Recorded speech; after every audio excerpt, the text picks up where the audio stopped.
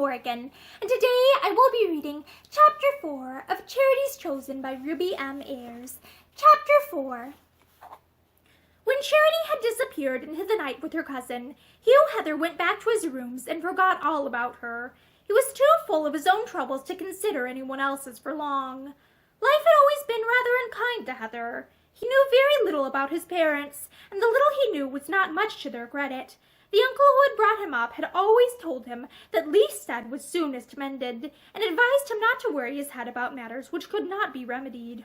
"Your father was a damned bad lot," was his emphatic way of putting it, "and your mother wasn't much better. However, they both died before they'd had time to do you much harm, and all you need to worry about is to see that you don't inherit their vices." Hugh did not worry at all. Years ago he had philosophically made up his mind that whatever his parents had been, it was no fault of his, and he let it go at that.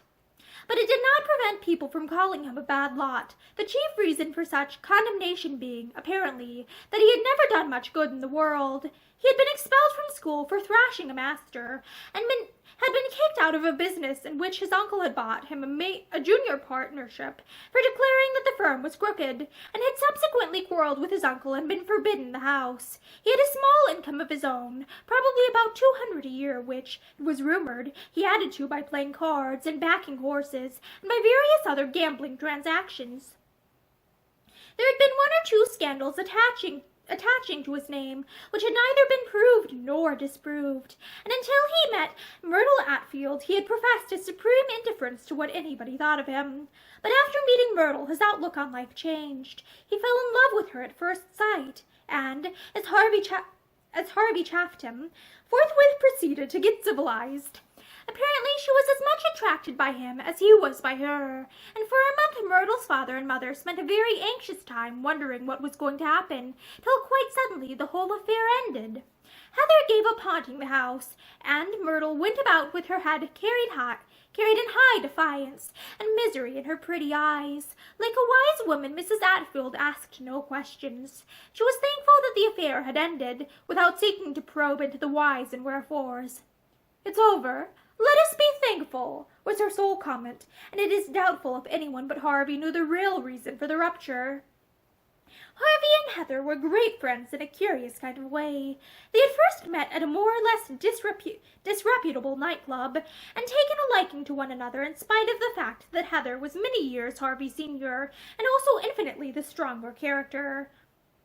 "That man Heather is a bad influence for you," so his father, in a rare moment of expansion, had warned him, and Harvey had answered with some heat, "He's a damned fine chap."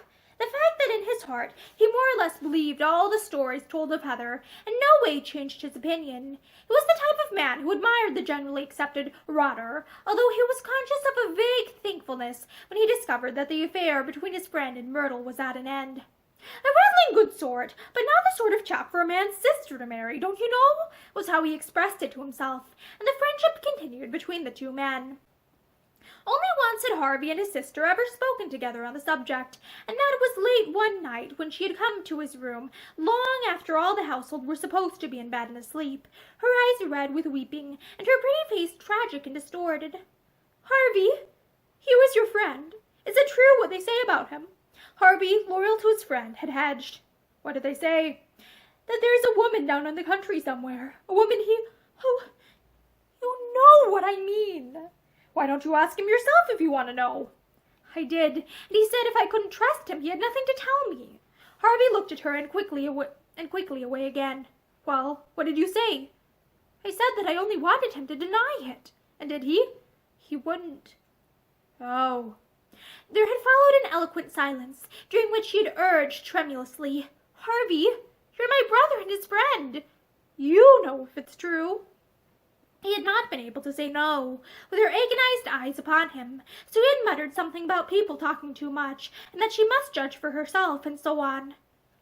"But is it true?" she urged again, and he had to admit that he had heard something. Nothing very definite, but no doubt there was a woman. Everyone knew it. After all, Heather wasn't young, and he had gone the pace.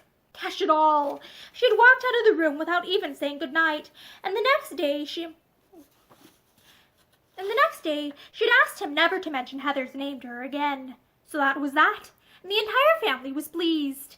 Since then, Myrtle had been away in Hampshire for some weeks, and there had been satisfactory rumors of a well-to-do, if elderly, bachelor who had been following faithfully at her heels, and it was of this man that Heather was thinking when he went back to his rooms after Charity and her cousin had whirled away into the night. That the fellow was rich he knew, and that money was the god of people like the Atfields he knew also. On his own mantel-shelf was a letter from the bank, politely acquainting him with the fact that his account was overdrawn, and a sheaf of unpaid bills reposed in a corner of his desk. But Heather was used to little annoyances like that, and it was only the memory of Myrtle's face that prevented him from sleeping soundly. In the morning he had forgotten all about Charity and his promise to her. He got up about 11, went down to a second-rate club, which was all he could afford to belong to, lunched, and played cards all the afternoon. It was past 5 when he suddenly remembered an engagement to dine, and, jumping into a taxi, which he could ill afford, he dashed back to his room to dress. He was shaving when someone rang the doorbell. The char lady of whom he had spoken to Charity only rendered her services in the morning, so, cursing softly, he wiped the lather from his chin, and in his shirt-sleeves went to open the door. Charity stood there, smiling contentedly. Heather stared. For quite 20 seconds he stared at her as if she were a ghost. Then he said blankly, "Good Lord! I knew you wouldn't come to see me, so I came to see you," Charity said. She was quite at her ease, and without waiting to be invited, she passed him and walked into the sitting room. Heather followed, leaving the door wide open. "But, confound it all, I'm just going out," he objected. "Oh, are you?" She looked bitterly disappointed. "Isn't it a funny time of the day to shave?" she inquired interestedly. Heather's face was a study. "Who sent you?" he demanded brusquely. She shook her head. "Nobody. I was all alone, and I hate being alone, so I came to see you." He flushed angrily. But you've no right to come. Girls don't come to men's rooms alone. It's not done." She knit her dark brows. "Why not?" she asked blankly. "Because, oh, hang it all, because it's not done," he repeated angrily. "Besides, I'm dressing. I'm in the middle of shaving." Charity sat down in a big chair that seemed to swallow her up. "I'll wait till you've finished," she said calmly. He stared at her speechlessly. After a moment he managed to ask, "How did you get here?" Her face broke into smiles. "I came in a car. I thought it was a taxicab, but the man who drove it said it wasn't. He said it was his own car, but he was ever so nice, and he brought me to the door. He said he knew you." "Oh, good Lord!" Charity was fumbling in the pocket of her coat. "He gave me a card," she said. There was a step on the stone staircase outside, and Heather went hurriedly back to the open door and slammed it. "Look here," he said determinedly, coming back to where she was sitting. "This is all nonsense. You told me yesterday that you were 20. Is that the truth?" "I always tell the truth." "Very well. Then all I can say is that you're old enough to know better than to come here like this. People would say very unpleasant things about you if they knew." "Would they?" She remained unimpressed. "I don't care what people say.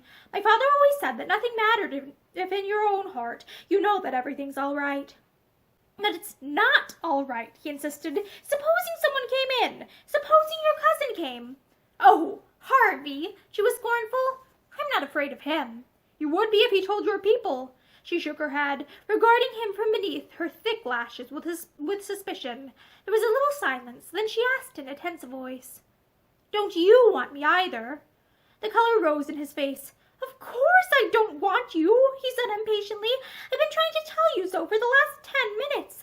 Why on earth should I want you? I've only seen you once before in my life." "I've only seen you once before," she told him quietly.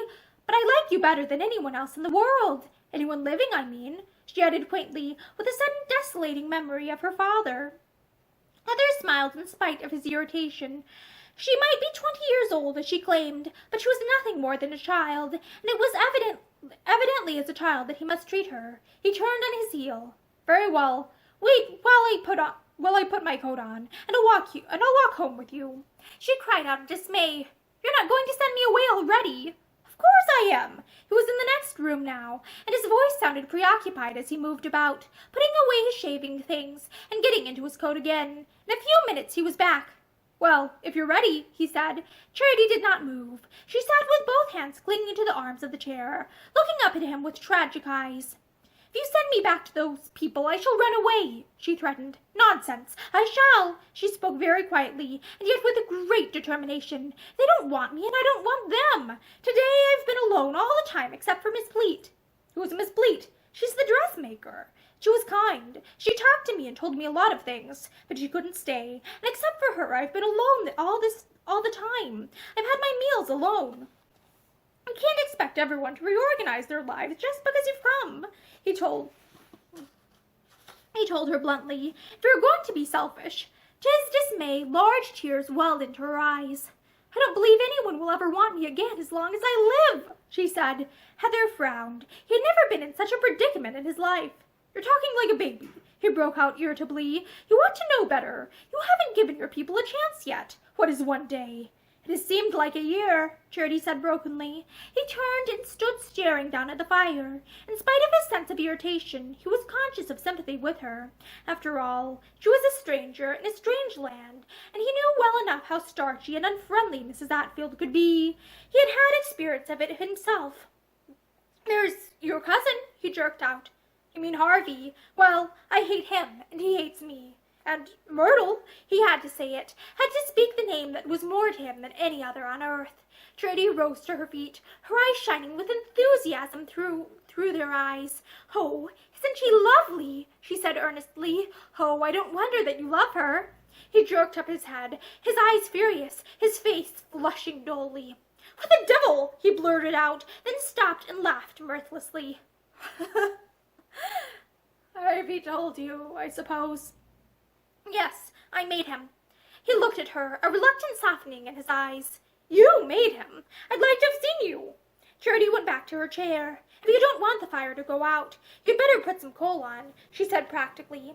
Heather gave an impatient exclamation. Look here, I've had enough of this, he said curtly. Come along. I'm going to take you home. And listen to me. Don't you come here again. You don't want me to. No, I most certainly do not.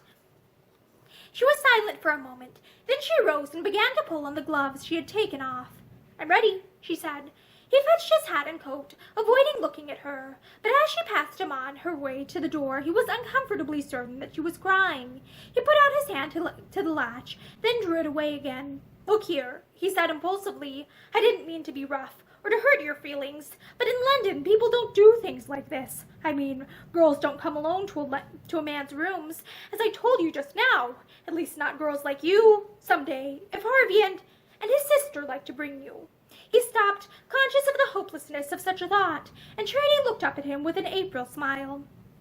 You never meant to come and see me today, then, though you promised. Heather flushed. I'm sorry, I forgot. If I make a promise, I never forget it, Charity rebuked him, and he answered more gently. Well, I try not to, but in this case. Anyway, I'm not welcome at your uncle's house. I think it's a shame, Charity protested hotly. I told Aunt Edith this morning that I thought you were ever so nice.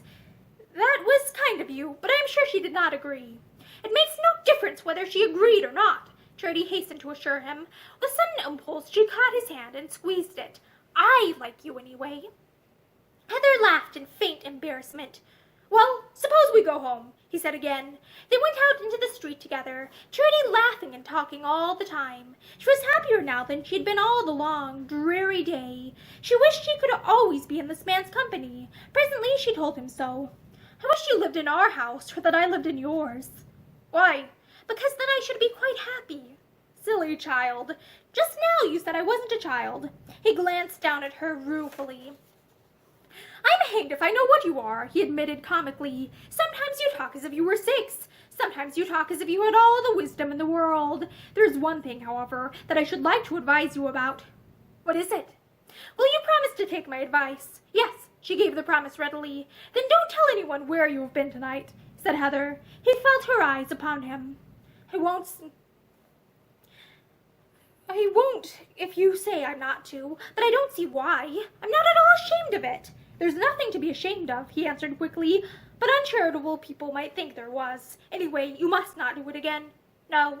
And you must try and be happy with the Atfields. After all, they're your father's people. Yes, but they're not like him. But they're not a bit like him. Never mind. They are his people. You must give them a chance to become... Yes, but they're not a bit like him. Never mind. They are his people. You must give them a chance to be kind to you. They never will. They don't want me. I am sure Myrtle never told you that. No, Charity sighed. I could like her if she would let me. We were getting on quite well till I spoke of you. Then she got angry and ran out of the room. He made no reply, and Charity went on reluctantly. I suppose she thinks I'm silly and dowdy. I am too, when you put me next to her. All the same, I should like to be friends with her. Would you like to be friends with me too, Charity? You know I would. Very well. Then you must do your best to please the people you're living with, or you and I will quarrel. You must try and be good to them. He broke off, laughing awkwardly. Good Lord, hark at me preaching. I'd like to be preached at by you, Charity assured him. He drew a deep breath that sounded like a sigh. Well, he said sententiously, there are people who admit that it's possible to wash clean, even in dirty water. She did not understand. She asked what he meant. They were nearly at her uncle's house, and Heather stopped. Never mind what I mean. Just remember what I say, and keep this little escapade to yourself. Promise me. I always keep my promises, she told him proudly. And I do not, you mean, well, in future, I'll keep mine too. At least, all those I make to you. That's a bargain. He held out his hand, and she took it. And one last word, don't let strange men give you any more rides in their cars. He isn't a strange man, Charity answered with eager assurance. She dragged her hand free and fumbled once more in her coat pocket. He said that he knew you well. He gave me his card. Here it is. She thrust it eagerly into his hand, and Heather moved a little closer to a street lamp in order to read the printed name. Charity saw him bend over it. Then she saw the start he gave and heard the muttered imprecation. Richard Pelham. That swine! She cried out. What do you mean? What is the matter? He turned on her roughly. You're all sorts of a little fool. You'll land yourself in fine trouble one of these days if you don't pull yourself together and behave like a sensible woman, if I ever catch you. He stopped, controlling himself with an effort. You must give me your word of honor not to see this man any more, he went on more quietly. Has he ever asked you to meet him again? He said he would like to see me again. He was kind. I liked him. Heather laughed bitterly. Yes, you would. All the women do. He tore the little bit of pasteboard into halves and threw them away. That's what I'd like to do with the man himself, he said savagely. That's what I will do if ever he... Again, he checked himself. Well, good night, he added quietly. Remember what I've told you. I shall never forget it, Charity said fervently. Little fool, silly little fool, Heather thought angrily as he walked away down the street. He could not believe she was as unsophisticated and innocent as she appeared to be, and yet he was forced to admit that there was something rather appealing about her, something... Confound her! I only hope she keeps out of my way, he told himself irritably as he let himself into his rooms again and hurriedly finished dressing. And that is the end of Chapter 4 of Charity's Chosen by Ruby M. Ayres. Thank you for listening to this chapter with me, and I hope that you have a great day. Bye!